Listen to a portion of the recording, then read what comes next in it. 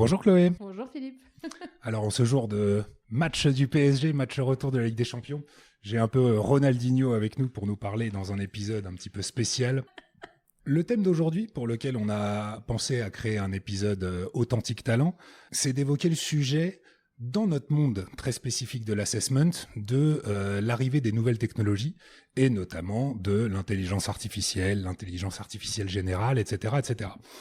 Eh bien, tu me proposais justement de partager quelques éléments de réflexion suite à des nombreux échanges que tu as eus avec des professionnels du secteur, ici même dans ce podcast avec plusieurs personnes qui ont vraiment été inspirantes et engagées sur le sujet. Mais le monde de l'assessment en lui-même va vivre un certain nombre de transformations et il nous paraissait important de partager justement quelques éléments avec nos auditeurs. Oui, absolument. En fait, ça fait, tu le sais bien aussi, puisque tu le vis de ton côté, environ 2 ans qu'on a des clients qui nous posent des questions de façon ultra régulière sur l'impact de l'IA autour de notre métier, donc, et notamment de la partie assessment, même si ça touche le coaching aussi. Ça fait 2 ans qu'on nous demande nos convictions, de nous positionner, et en même temps, c'était pas évident de le faire jusque-là parce que ça bouge très vite et que j'avais vraiment envie de prendre le temps d'étudier le sujet en profondeur avant de partager un certain nombre de convictions sur le sujet. Et je trouve que c'est important de le faire aujourd'hui parce qu'il y a quand même beaucoup de fantasmes autour de ce que ça aurait déjà changé, autour de ce qui est possible, de ce qui va être possible. Pour faire simple, moi j'ai des gens autour de moi qui me disent mais l'assessment va complètement disparaître et dans très très peu de temps, l'IA va absolument tout faire de votre métier beaucoup plus vite, avec beaucoup plus de fiabilité, beaucoup moins cher, etc. Et force est de constater qu'on n'en est pas encore là. Alors, je suis très optimiste sur le sujet. Je pense pouvoir le montrer dans un instant. Mais je pense que c'est important de pouvoir faire un état des lieux un peu posé sur qu'est-ce qui est possible, qu'est-ce qui va l'être, qu'est-ce qui ne le sera pas. Aussi pour qu'on sache quoi en attendre et puis peut-être quels sont les points de vigilance auxquels les entreprises ont intérêt à faire attention parce que comme à chaque nouvelle possibilité et nouvelle techno, on peut partir des fois un petit peu trop loin dans la liste de ce qui est envisageable. Super, merci beaucoup de cette introduction. Vaste sujet, on va essayer de tous les couvrir et puis d'être vraiment pas dans le dogme mais plutôt dans le partage de justement ce que tu as pu apprendre et comment on voit les choses. Pour plonger un petit peu directement là-dedans, quand on dit IA dans l'assessment, toi, est-ce que tu peux nous donner un petit peu les différents volets que tu as pu identifier, les différentes tendances et comment tu peux les analyser aujourd'hui ? Absolument. Et je vais faire volontairement la distinction pour les gens qui nous écoutent aujourd'hui entre l'IA dans le recrutement et donc tout ce qui a déjà été testé, mis en place autour de ce que ça va faciliter dans le screening des CV, dans la capacité à trier beaucoup plus rapidement des grands volumes de candidats, etc. Là, ce que je te propose, c'est qu'on se centre uniquement sur la partie évaluation des candidats. Et donc, on le sait, l'enjeu de l'assessment aujourd'hui, c'est de sécuriser toutes les décisions people, donc que ce soit des décisions de recrutement externe, des décisions de promotion interne, et même finalement des regards qui permettent d'identifier en interne dans des logiques de développement qui sont les talents, qui sont les successeurs des dirigeants, etc. Donc, on se centre aujourd'hui sur cette logique de vraiment talent management, exactement. Donc le premier point, c'est tout ce que l'IA va pouvoir nous apporter dans la facilitation du rôle de l'assesseur. Donc concrètement, tout ce qui va être cadrage des assessments, comprendre ce qu'on cherche à évaluer, préparer justement tous les guides d'entretien et tous les outils d'évaluation. Donc je pense qu'il y a vraiment un sujet sur l'aide à l'évaluation et l'aide à l'interprétation pour tous ceux qui utilisent des outils type outils de personnalité, type Hogan qu'on connaît bien. Donc il y a tout ce sujet-là sur lequel l'IA on ne sait pas, jouer un rôle.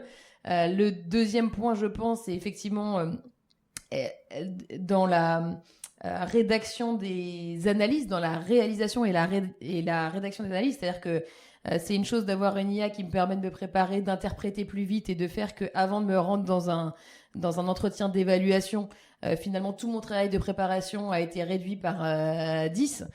C'en est une autre de penser que l'analyse va être faite instantanément, juste en pluguant peut-être un transcript de mon entretien. Et que le livrable d'évaluation, puisque tu le sais, à chaque fois qu'on termine un assessment, on transmet à la personne qui a été évaluée, comme à son manager, comme à son RH, des rapports d'assessment qui, historiquement, font quand même une grosse partie de la valeur produite par l'assessment. C'est-à-dire, qu'est-ce qui va rester au candidat et qu'est-ce qui va rester à son manager pour prendre la décision ou pour comprendre l'évaluation.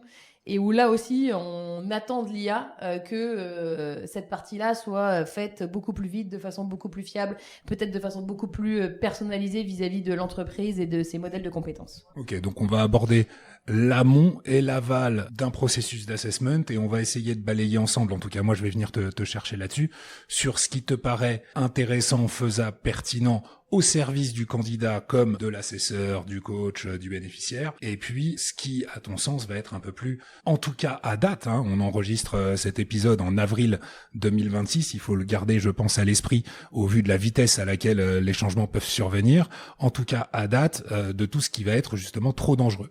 Peut-être que là-dessus, tu pourrais nous partager des grandes convictions que toi, justement, tu veux voir mettre en œuvre et tu mets en place, en tout cas, au sein d'Authentic Talent. Oui, je pense que si je devais en retenir, alors j'en ai un certain nombre, mais si je devais en retenir 3, je vais te les proposer. Je veux quand même m'arrêter effectivement sur quelque chose que tu viens de dire et qui pour moi est un élément très important, c'est il n'y a pas de vérité absolue et surtout il n'y a pas de vérité définitive sur un sujet comme celui-ci. Je pense que sans que ça ait complètement révolutionné notre façon de voir sur le sujet, sur les 12 derniers mois, il y a quand même eu des évolutions qui nous ont fait progresser, évoluer, etc. Donc ce que je te dis aujourd'hui continue à être soumis à évolution. Même si, tu vois, il y a 3 basiques pour moi qui vont probablement rester encore un certain temps, en tout cas qui vont pas être transformés du jour au lendemain. Donc vous inquiétez pas si vous écoutez le podcast dans 3 mois, je pense que ce sera toujours valide. Le premier point, c'est pour moi, l'IA, il faut vraiment la considérer comme un outil qui va augmenter la qualité d'un assessment, si bien géré, bien mené, etc. Et je te donnerai tous les critères, évidemment. Mais elle ne doit pas en prendre le contrôle. Et ça, c'est vraiment un point central dans mes convictions sur l'assessment. C'est à aucun moment, j'imagine que l'apport que va avoir l'IA sur un assessment va pouvoir contrôler la décision et remplacer effectivement le regard de l'évaluateur. Donc ça, j'y crois absolument pas. Bon, pour tout un tas de raisons. Mais je pense que mon deuxième point, d'ailleurs, il va aller dans ce sens-là. C'est c'est vraiment ma deuxième conviction, c'est il y a un vrai regard sur le cadre éthique que les entreprises vont vouloir poser autour de l'assessment. Parce que, encore une fois, il serait hyper tentant de déléguer une grosse partie, d'automatiser, de simplifier beaucoup de choses, surtout autour d'un métier aussi complexe et coûteux, objectivement, en temps et en argent.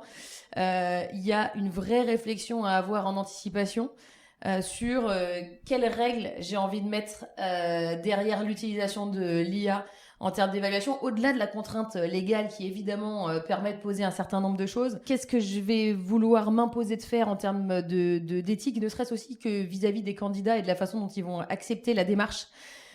Et ça, je vois assez peu d'entreprises aujourd'hui qui se posent ces questions-là. Il y en a, mais le problème, c'est que si tu décides pas le cadre en amont, il y a beaucoup de chances que ça dérive beaucoup plus vite que tu puisses l'imaginer. Et d'ailleurs, j'invite ceux qui nous écoutent, qui auraient raté l'épisode, à écouter l'épisode qui a été tourné avec Eric Hazan sur la décision à l'ère de l'IA, qui pour moi fait un excellent parallèle avec ce sujet-là et avec le cadre éthique pour savoir qu'est-ce que tu as envie de confier ou pas et quelles règles tu as envie de poser autour, parce que sinon les règles vont se dessiner d'elles-mêmes, les biais peuvent être perpétrés, amplifiés, etc. Donc voilà, il y a une vraie réflexion à avoir là-dessus. Et puis le troisième point, ma troisième conviction, c'est où est-ce qu'on va replacer le rôle de l'humain dans la mesure où de toute façon il va se décaler un peu. C'est-à-dire que quoi qu'il en soit, l'IA va apporter de la valeur. Elle va simplifier une partie du rôle de l'évaluateur et à mon sens, elle va notamment simplifier une partie de l'analyse. Elle va nous permettre d'aller plus vite. Et moi, ma conviction, c'est que il y aura toujours besoin d'un être humain, puisqu'en fait, le sujet n'est pas juste d'avoir une réponse ou une recommandation ou des faits, mais il y a un vrai enjeu de prise de conscience et de challenger. Et ça marche aussi parce qu'il y a une interaction avec un être humain qui s'engage. Que ce soit challenger le manager quand de toute façon il avait décidé que ce candidat ce serait le bon, c'est pas parce qu'il va lire un rapport qui sort tout droit de ChatGPT. J'imagine que ça t'arrive, Philippe, de temps en temps, tu lis un truc de ChatGPT qui confirme complètement ce que tu avais en tête, tu te dis excellente réponse mon ami. En revanche, quand il sort quelque chose qui est un peu à côté, là limite tu l'engueules en lui disant est-ce que tu es sûr que tu as bien tout compris, etc. Et donc il y a ce rôle-là de conseil de l'évaluateur qui va garder un point important. Mais ce que je me dis aussi, c'est que si l'évaluateur passe un peu moins de temps sur une partie de l'évaluation qui aurait de la valeur à être automatisée, il va pouvoir aussi passer plus de temps avec le candidat, puisque pour moi, l'assessment, c'est simplement le point de départ à une évolution du candidat et un développement du candidat qui se développe à l'extérieur de l'entreprise, et ça bénéficiera à la marque employeur, que ce soit qui se développe en interne quand il est déjà dans l'entreprise. Mais finalement, l'évaluateur, il va pouvoir passer plus de temps à aider à la prise de conscience de ce qui a été observé pour que le candidat il puisse se nourrir de ça et que la démarche l'enrichisse vraiment. Et ça, pour moi, c'est une formidable nouvelle, parce qu'aujourd'hui, force est de constater qu'il y a des tas de dispositifs d'assessment où le débrief au candidat est fait un peu entre deux portes à la va-vite, d'autant plus quand il n'est pas retenu pour le poste, faut se le dire. En un quart d'heure au téléphone, voilà, on vous a pas retenu, voilà les 3 éléments massifs de l'assessment. Peut-être que demain, justement, on pourra amener la valeur de l'assesseur ici pour que le candidat, il en retire quelque chose d'utile pour lui. Donc si je résume, faire de l'IA un outil justement au bénéfice du candidat en outillant le coach, en lui permettant, le coach, l'assesseur, la personne qui va accompagner tous ces sujets-là, l'outiller pour qu'il gagne plus de temps en perdant moins finalement dans les tâches à faible valeur ajoutée pour les mettre là, donner un cadre légal, éthique et structurel, confère effectivement l'épisode avec Eric, pour aller structurer la démarche et l'accompagner au niveau de l'entreprise, et enfin aller vraiment au plus près du candidat et peut-être bénéficier grâce à tout cela de temps supplémentaire ou de personnalisation supplémentaire pour être encore plus précis au service du purpose qui est quand même l'assessment, donc la prise de conscience de soi, la prise de conscience de qui est la personne que vous êtes en train de recruter, etc. On est à peu près d'accord ? Absolument. Super. Du coup, est-ce qu'on peut dire que l'IA va rendre un assesseur meilleur ? J'ai envie de dire oui, si on devait faire court. Elle va être un formidable allié, comme on l'a déjà vu dans un autre épisode, elle va être un formidable collègue de l'assesseur, dans le sens où elle va pouvoir apporter encore un autre regard. On l'avait dit dans notre premier épisode, qui était un peu les fondamentaux de l'assessment, avant qu'on parle d'IA, une démarche d'assessment vraiment valide, vraiment prédictive. Elle combine plusieurs outils et plusieurs regards, très souvent par économie de temps de l'entreprise, parce qu'on est dans des process où on n'a pas trop le temps, on a peur de perdre le candidat, on s'y est pris un petit peu tard, on n'a pas beaucoup de moyens, etc., etc. Très souvent, on ne prend qu'un seul évaluateur ou deux. Et ben l'avantage ici, encore une fois, si bien positionné, avec un modèle bien entraîné, avec le bon cadre autour, on va pouvoir apporter à l'assesseur ou aux assesseurs du processus un regard supplémentaire qui est celui de l'IA et qui va pouvoir challenger, révéler des angles morts, finalement quelque part à aider l'assesseur à approfondir et aller peut-être plus loin dans la qualité. Super intéressant. Est-ce que tu as identifié des risques qui pourraient être liés à tout cela ? Alors plein, mais je vais essayer de pas te déprimer tout de suite. Mais le premier que je vois, c'est comme ça facilite et qu'aujourd'hui, il faut le dire, les évaluateurs, et notamment côté entreprise, donc très souvent les recruteurs ou les talent managers, etc., sont débordés. La tentation, elle a été grande pour une partie d'entre eux de se dire, maintenant, j'ai un outil d'évaluation que j'utilise. Je vais balancer les scores bruts tels dans ChatGPT pour que tout de suite il me fasse un truc sur mesure par rapport au type de livrable que j'ai besoin de remettre au hiring manager par exemple.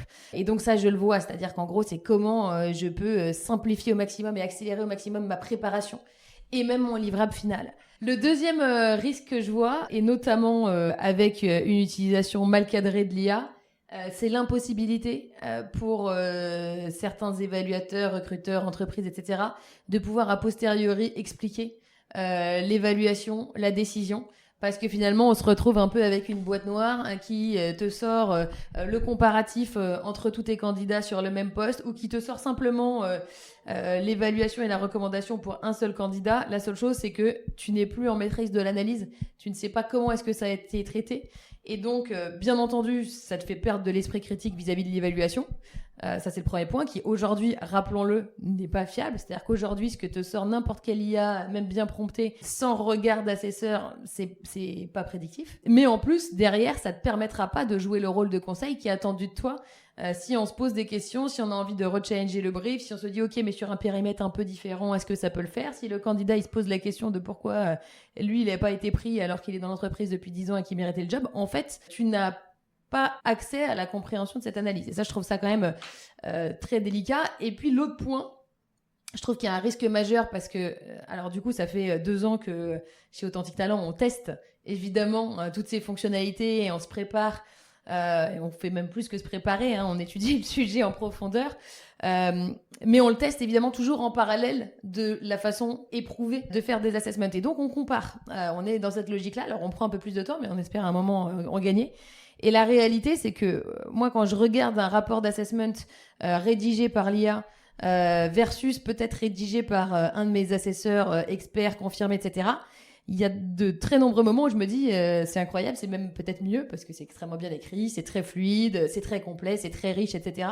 Tu peux facilement te retrouver à faire confiance à un livrable avant, quand tu plonges vraiment dedans en détail, de détecter des anomalies, des erreurs d'interprétation, etc. Le problème, c'est que c'est dans un package qui est tellement beau, qui est tellement bien écrit, que ta capacité à aller spotter le truc, si tu ne le cherches pas spécifiquement, c'est-à-dire que moi, je te dis que j'ai détecté des erreurs parce que je suis allée vraiment dans cette démarche-là, d'essayer d'identifier si c'était juste, si tous les liens avaient été faits entre les différentes dimensions, s'il n'y avait pas des contradictions en profondeur dans les différentes données d'assessment, et j'en ai trouvé. Mais franchement, honnêtement, si tu les cherches pas, tu ne les trouves pas. Et donc voilà, je trouve que le fait d'avoir des rendus aussi qualitatifs peuvent te faire vraiment perdre ton esprit critique par rapport aux résultats. Comme dans d'autres sujets liés à l'IA, l'habit ne fait pas le moine, quoi. C'est joli, mais c'est pas pour autant qu'il faut... Absolument. Absolument. Ce que je retiens un petit peu de ce que tu viens de dire, c'est que finalement, il faut plutôt l'utiliser pour qu'il te pose des questions et qu'il te challenge, mais quand il te pond un truc qui a l'air magnifique, faut jamais le prendre tel quel, en tout cas sans comprendre et maîtriser chacun des mots ou chacune des hypothèses qui vont être présentes dans ce livrable. C'est à peu près ça ? Absolument, et je dirais même, en fait, il faut garder 2 points. Il faut garder l'analyse d'un côté qui doit se faire de façon objective, indépendamment de ce qui va te cracher tout seul. Ça, c'est le premier point. Ce qui fait que tu arriveras quand même à étudier son livrable avec une meilleure grille de lecture et une meilleure finesse. Et puis, le deuxième point, effectivement, c'est de l'utiliser un peu comme tu le dis, aussi de façon intentionnelle en lui disant, est-ce que tu peux challenger ce que j'ai vu ? J'ai évalué ça sur la base de ces éléments-là. Est-ce que tu vois une autre hypothèse qui pourrait contredire mon jugement ? Et donc vraiment de l'utiliser pour aller plus loin et pour challenger tes propres angles morts en tant qu'assesseur. Une pensée à Alex qui se reconnaîtra, qui nous a fait découvrir le mode interview dans Claude Code que je vous recommande à tous, qui est absolument incroyable. Là, il vous challenge, il vous pose des questions, il vous force à réfléchir. Là, c'est un peu le concept que tu nous préconises. Absolument. Admettons qu'on aille vers ce type d'organisation pour aider justement l'assesseur à être meilleur. Est-ce que tu vois malgré tout des points de vigilance avant que je parte bille en tête en me disant bon ok, je suis un assesseur expert, je vais me faire aider par l'IA selon les préceptes de Chloé. Est-ce qu'il y a des points de vigilance que tu voudrais me signaler ? Il y en a un qui est important et d'ailleurs on en avait discuté dans l'épisode avec Marion Cozard, puisque ça touche aussi son métier, donc la CEO de l'école du recrutement, et on était vraiment très alignés là-dessus. L'IA peut juste amplifier le manque de compétences des équipes en place. Et ça, c'est vraiment un point important où les erreurs de process ou entre guillemets tous les biais du processus de recrutement en place dans une entreprise. Parce que si tu sais pas ce que tu demandes, si tu sais pas poser les bonnes bases, le bon cadre, la bonne demande, par exemple, je vais te donner un exemple, tu recrutes sur un poste de directeur commercial, mais t'as pas bien fait ton analyse de poste. T'as pas été capable de créer une bonne scorecard, t'as mis des compétences qui ont l'air bien sur le papier, mais qui sont en fait pas celles qui sont prédictives de succès. En fait, toute ta demande va passer à côté, d'accord ? Il peut te faire un super guide d'entretien, mais si c'est pas sur les bonnes compétences, qu'est-ce qu'on s'en fout ? Bon. Et donc, ça veut dire que là où une partie des gens peuvent se dire que ça va peut-être permettre de gagner du temps sur la formation des équipes et que ça va compenser en fait le manque de formation des équipes, c'est en fait tout l'inverse que ça produit. Et d'ailleurs, l'épisode qu'on avait tourné sur l'IA avec Nicolas avait bien, je trouve, remis au centre le fait que l'expertise ne devient pas inutile, au contraire, avec l'IA. Au contraire, elle devient de plus en plus importante parce que à la fois, ça va te permettre de poser les bonnes bases et à la fois, ça va te permettre de juger les résultats autrement. Donc, je dirais qu'en fait, l'IA en assessment, elle risque de ne pas corriger les erreurs, mais de les industrialiser à grande échelle. Très intéressant. Donc aussi, et probablement en ayant quelques gains de productivité grâce à l'IA sur mon temps de préparation, sur la concaténation des livrables finaux, me permettrait aussi, d'une part, de gagner du temps pour encore mieux accompagner le candidat, le bénéficiaire, mon collègue, etc., et probablement peut-être en amont d'encore mieux challenger effectivement mes inputs de manière à être le plus juste possible, déjà sans IA parce que c'est toujours la bonne pratique, et d'autant plus avec IA qui sinon augmente ce risque-là. Complètement. Mais ça nécessite qu'il y ait une décision au niveau de l'entreprise, en fait, quelque part, et pas au niveau simplement de chaque utilisateur, parce qu'effectivement, ce que je vois dans certaines entreprises, avec des gens en plus, tu sais, qui ont des niveaux d'appétence différents pour l'IA, donc je vois d'un côté des responsables talent ou au recrutement qui jettent des tas de choses dans la bécane, pendant que leurs collègues dans la même entreprise le font de façon très minimaliste ou pas du tout.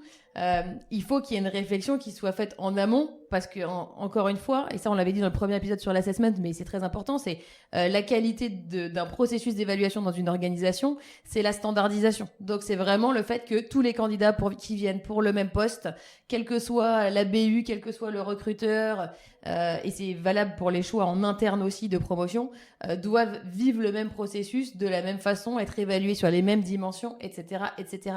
Donc voilà, donc il y a besoin d'avoir une réflexion globale en point de départ. Tu me parlais de candidats, du coup ça m'y fait penser. Est-ce que l'IA change déjà des choses côté candidat, et qu'est-ce qu'on en pense? Alors cette question elle est dure pour moi parce qu'en fait ça fait déjà des années qu'on tourne de ça avec en se faisant peur, j'ai envie de dire. Beaucoup d'entreprises objectent au processus d'assessment le fait que les candidats puissent avoir envie de tricher. Et en fait, est-ce que cette question-là, elle est facilitée par le fait d'avoir des outils plus puissants? Jusque-là, toutes les études qui ont été faites autour de l'assessment montraient que finalement, bien sûr qu'il y a des gens qui ont envie de tricher, d'accord, mais en fait c'est assez rare que ça ait lieu. Avant l'IA, en tout cas, tous les résultats de ces études disaient non, le candidat, il a quand même tendance à compléter son outil de personnalité lui-même, parce qu'au bout du bout, c'est quand même son job à lui qui joue et il a peut-être envie d'avoir un petit peu de contrôle là-dessus. Évidemment, avec l'IA, ça rend le truc peut-être encore un peu plus facile. Il peut avoir encore plus tendance à se dire que là, cette fois-ci, il va vraiment avoir la bonne réponse. Donc, à ce stade, il n'y a pas d'études qui montrent que le résultat a changé. Je pense qu'il n'y en a pas encore qui ont été faites et qu'il n'y a pas encore assez de recul. Ça va peut-être se jouer. En revanche, les études qu'ont faites une partie des éditeurs, notamment qu'ont fait notre partenaire Hogan Assessment, c'est que les stratégies recommandées par l'IA aux candidats ne sont de toute façon pas synonymes de succès. Donc, si cette information finit par être partagée, je pense que ça réduira aussi la tentation d'aller dans cette direction. Mais typiquement, l'IA aurait tendance à déconseiller aux candidats les réponses extrêmes dans les inventaires de personnalité, qui pourraient pousser un candidat à avoir des réponses extrêmement lisses et extrêmement centrées, qui n'est pas forcément la bonne réponse qu'on va attendre sur tous les postes. On parle évidemment là des tests psychométriques. Pour tout ce qui vont être les tests de raisonnement, etc., c'est un autre sujet qu'on abordera peut-être un jour. Là, évidemment, l'IA sur les tests de vitesse cognitive, etc., etc., là, il y a des vrais sujets. Mais c'est pas le thème d'aujourd'hui. Et on n'a pas encore de retour là-dessus. On les attend. Qu'est-ce qu'on va faire demain avec l'IA, et qu'est-ce que t'attends le plus, entre guillemets? S'il y avait encore des wishlists au Père Noël, etc., comment tu vois ça? Il y a plein de pistes évidemment qui sont hyper enthousiasmantes, donc je vais t'en citer plusieurs. La première, moi, sur laquelle j'ai le plus bossé avec l'équipe, c'est la capacité de façon plus accessible, d'accord, moins cher, plus rapide, etc., de personnaliser aussi bien des exercices d'assessment que des livrables par rapport au référentiel des entreprises. C'est-à-dire qu'on n'a jamais autant parlé de culture et de référentiel que ces dernières années où les entreprises ont vraiment mis un coup d'accélérateur sur ces sujets-là. Ça veut dire que de plus en plus, les entreprises n'attendent pas un rapport standard d'un outil d'assessment. Elles attendent quelque chose qui vraiment parle dans leur langage, évalue strictement le fit culturel d'un candidat avec la culture d'entreprise, évalue un degré de fit avec des dimensions de leadership attendues à un certain niveau, etc. Et c'est vrai que la possibilité de contextualiser en fait quelque part l'évaluation et le livrable, n'oublions pas que c'est important, ça va être quelque chose qui, encore une fois, bien calibré, etc., va pouvoir se faire pour un coût beaucoup plus accessible pour les entreprises. Donc ça, je trouve ça hyper enthousiasmant, évidemment. Le deuxième point, c'est tous les exercices de type simulation, mise en situation, roleplay, etc., qu'on peut utiliser dans des démarches d'assessment center en complément d'autres outils. On va pouvoir bâtir beaucoup plus facilement des versions alternatives Donc, je vais te donner un exemple, mais tu vois, j'ai des clients pour lesquels on a designé des plateformes entières d'assessment qui vont utiliser un outil de personnalité valide du marché, un outil de raisonnement et pour l'expérience candidat et pour observer du comportement, vont mettre en place une étude de cas, un jeu de rôle, etc. C'est des démarches qui, sur le plan conception, nécessite d'avoir une méthode qui est hyper précise, hyper rigoureuse, etc. C'est un travail de fond qui est quand même assez long. Ça, demain, ça va pouvoir être accéléré. Je ne dis pas remplacé, mais ça va pouvoir être accéléré.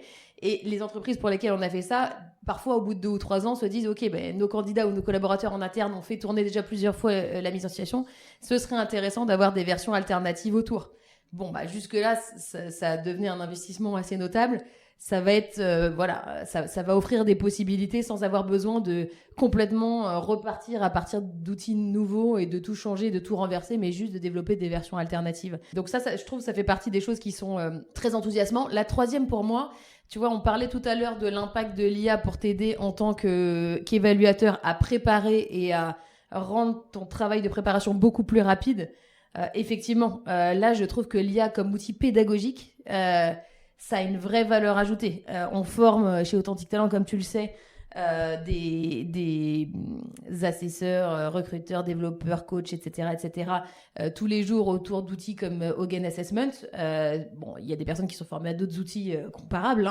La difficulté à chaque fois que tu sors d'une formation comme ça, tu es souvent très enthousiaste de tout ce que ça t'apporte, mais c'est de réussir à ancrer ça dans ta pratique sans qu'au quotidien, ça te prenne beaucoup, beaucoup trop de temps. Alors, côté pédagogie, on a déjà intégré pas mal de choses, mais là, l'IA va vraiment nous permettre d'accélérer beaucoup de choses en étant vraiment un support qui tient la main de la personne qui sort de la formation pour l'aider à se challenger dans la mise en œuvre des nouveaux concepts qu'il a intégrés. Super intéressant, super teasing. Question tarte à la crème, qu'est-ce qu'on fera jamais et pourquoi ? Alors, ça n'engage que moi à ce stade, et je pense qu'il y a d'autres personnes qui le feront, mais vu de ma fenêtre, et à minima en France, on en a déjà discuté plusieurs fois en off, les cultures d'évaluation, de feedback, de maturité, etc. sont pas les mêmes dans tous les pays, donc ce qui est pas concevable pour moi en France l'est peut-être aux US. Mais tu vois, le côté avoir une IA qui t'évalue un grand volume de candidats sans qu'ils aient interagi avec un être humain et qui reçoivent simplement leurs résultats dans leur boîte mail, ça va être faisable techniquement. Moi, je trouve ça pas dans la direction que j'aimerais privilégier en tout cas. Encore une fois, parce que de toute façon, pour moi, la finalité d'un assessment n'est pas que de donner un résultat texto à une personne, mais c'est de voir comment est-ce que ça peut la faire grandir, lui permettre de retirer des choses puisqu'elle s'investit dans un processus de recrutement. Et donc l'interaction avec l'être humain me paraît, incontournable en fait là-dessus.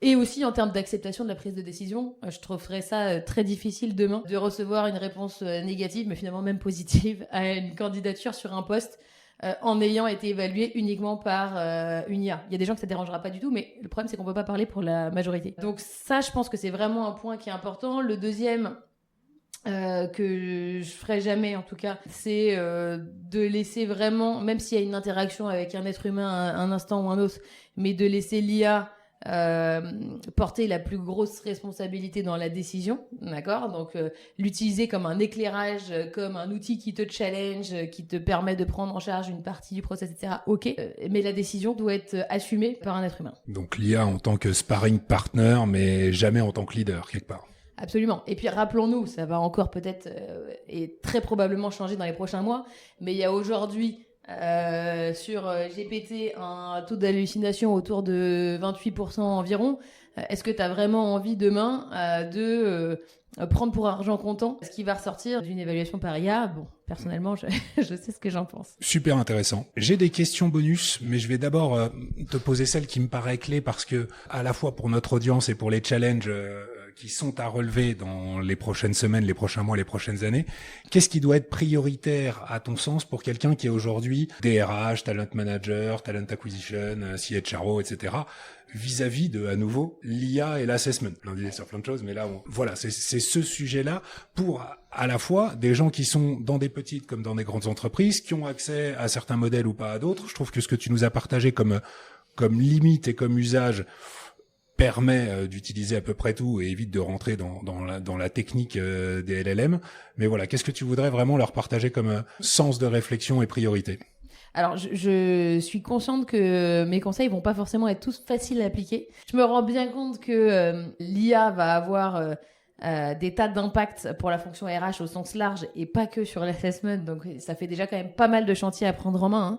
Mais le premier point de départ, et le premier conseil, c'est s'interroger sur la place qu'on a envie de lui donner, les règles qu'on a envie de mettre autour, créer finalement la structure, le cadre éthique et le communiquer à l'ensemble des parties prenantes des processus d'évaluation de l'entreprise. Et ça, je pense que c'est important, c'est prendre une position. Toutes les entreprises aujourd'hui que je vois qui soit interdisent à leurs recruteurs d'utiliser l'IA, soit laissent faire un petit peu au petit bonheur la chance, prennent à mon sens un gros risque parce que c'est pas parce que t'en parles pas que ça n'existe pas et que c'est pas tentant. Donc il y a vraiment un sujet d'étudier vraiment le sujet en prenant de la hauteur, en prenant du recul, en te demandant les implications, en te disant à ce stade qu'est-ce qu'on a envie de proposer, qu'est-ce qu'on a envie de permettre, sous quelles conditions. Comment on a envie d'accompagner aussi les recruteurs, parce que si on les forme pas, effectivement, c'est là où tu tombes dans le plus de pièges. Donc ça, c'est le premier point. Le deuxième point, et c'est là où je dis que ce conseil, il est pas simple, mais ça fait déjà des années que je trouve que le marché est très confus. C'est-à-dire qu'en fait, un DRH qui a envie de doter son entreprise de pratiques d'évaluation vertueuses, correctes, respectueuses des candidats, en fait, c'est très difficile pour lui de se repérer parmi les 1000 outils du marché qui ont tous l'air plus séduisants les uns que les autres. Je trouve que l'IA a rajouté encore un peu plus de bruit là-dessus, un peu plus de confusion, parce que tout d'un coup, le champ des possibles devient énorme. Et notre capacité à évaluer la promesse, elle est assez faible quand on n'est pas soi-même un expert du sujet. Donc j'aurais tendance à recommander au DRH de faire attention à des promesses qui ont l'air peut-être trop fabuleuses. Donc quelque chose de génial qui vous permet une évaluation extrêmement précise dans un temps extrêmement restreint pour un coût extrêmement restreint. Je reste sur le même avis que j'ai depuis une quinzaine d'années. Ça cache quelque chose. Il y a un loup.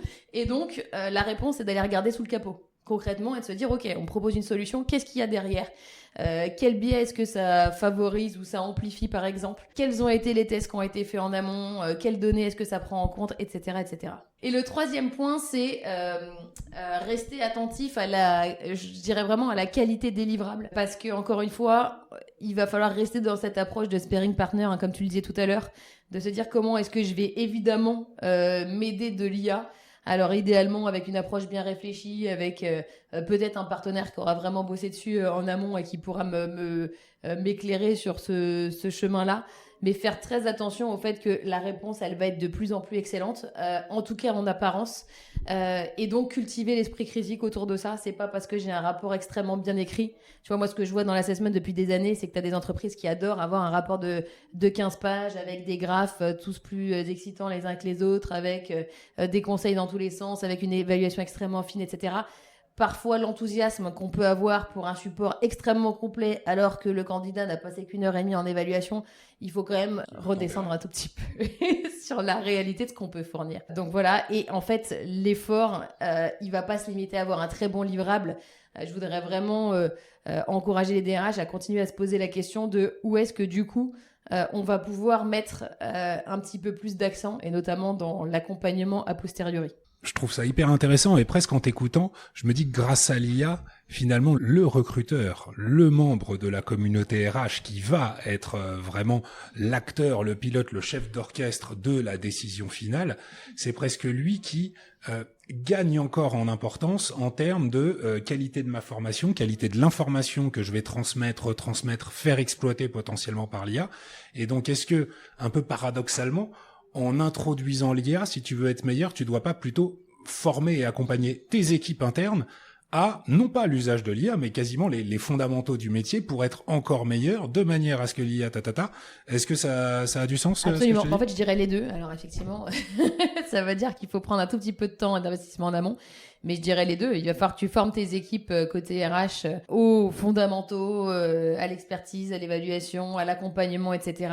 Et que tu les formes aussi à l'utilisation de l'IA. Alors pas forcément pour qu'ils deviennent des experts, mais qu'ils comprennent bien effectivement ce qui se cache derrière et voilà, et comment gérer les bénéfices et les limites. Et ça va t'amener beaucoup plus loin. Si je résume, l'IA aujourd'hui va permettre pour ceux qui le souhaitent, et pour notamment les assesseurs dans notre métier, de mieux structurer la démarche, d'être encore plus proche du candidat pour justement son bénéfice, d'être encore plus précis pour la suite, puisqu'un assessment c'est pas que un événement à l'instant T, c'est bien quelque chose qui a du temps. Bien utilisé, ça va permettre tout cela. Mal utilisé, vous avez de grands risques d'avoir quelque chose de très joli qui fait des contresens énormes. Ouais, c'est exactement ça. Et je trouve que dans l'aide que ça va apporter à l'assesseur, effectivement, tu soulignais le fait d'aller plus loin dans la qualité en ayant un autre regard qui te challenge, etc. Mais d'aller plus loin aussi dans la durée, c'est-à-dire que parfois, quand les démarches d'assessment, elles sont restreintes, tu te contentes, entre guillemets, d'aider le candidat avec un feedback qualitatif pour qu'il prenne conscience de ses forces, de ses zones de développement, etc. Là, ça va te permettre d'aller beaucoup plus rapidement aussi en termes de préparation de ton feedback post-assessment sur quels conseils je peux lui donner pour la phase d'onboarding s'il prend le poste, quels conseils je peux lui donner au contraire si jamais il n'est pas pris pour le poste pour continuer ses recherches, etc. Donc ça va vraiment permettre aux assesseurs et aux recruteurs d'avoir un rôle d'accompagnement facilité. Super. Écoute, j'ai encore plein de questions, mais je crois qu'on arrive au bout. Je te remercie beaucoup de cet échange. J'espère que ça vous aura intéressé. Et si vous voulez aller plus loin autour de ces sujets, en parler directement avec nous, n'hésitez pas à nous contacter. On est toujours ravis, effectivement, d'évoquer ce qu'est le futur et le présent de l'assessment, de ce merveilleux métier. Il y a beaucoup de challenges, mais il y a aussi beaucoup d'opportunités. C'est passionnant. J'espère à bientôt.